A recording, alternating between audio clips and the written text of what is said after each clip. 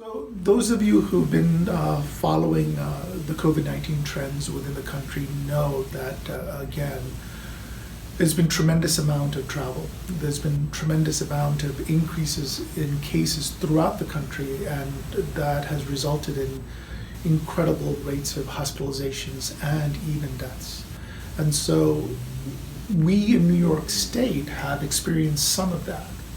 I will tell you that as a community, as a state, we have done things a little bit better than maybe other communities, partly because of everyone's adherence to things like distancing, things like wearing a mask, respiratory and hand hygiene. Those things have given us a great deal of benefit, and you're seeing that in numbers comparatively with other states and other communities.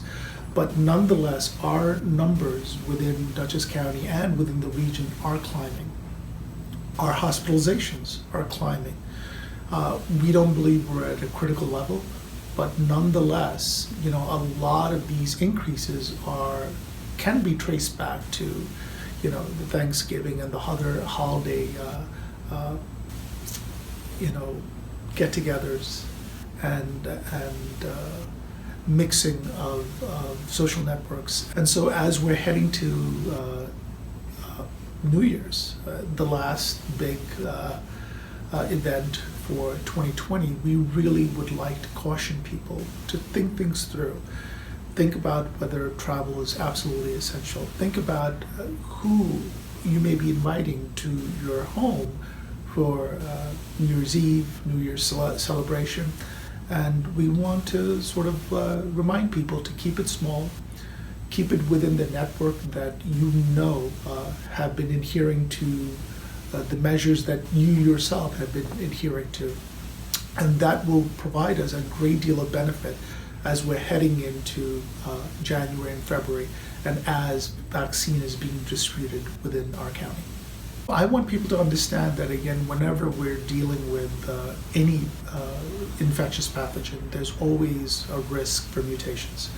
And those mutations can be adaptive and improve the lethality of a virus or a pathogen, increase the infectiousness of the pathogen. In this case, what we're hearing about the UK variant is that it has mutations that make it a lot more infectious and a lot more easily transmitted. And so, does that mean that the vaccinations that are available would not be effective? I don't necessarily think so.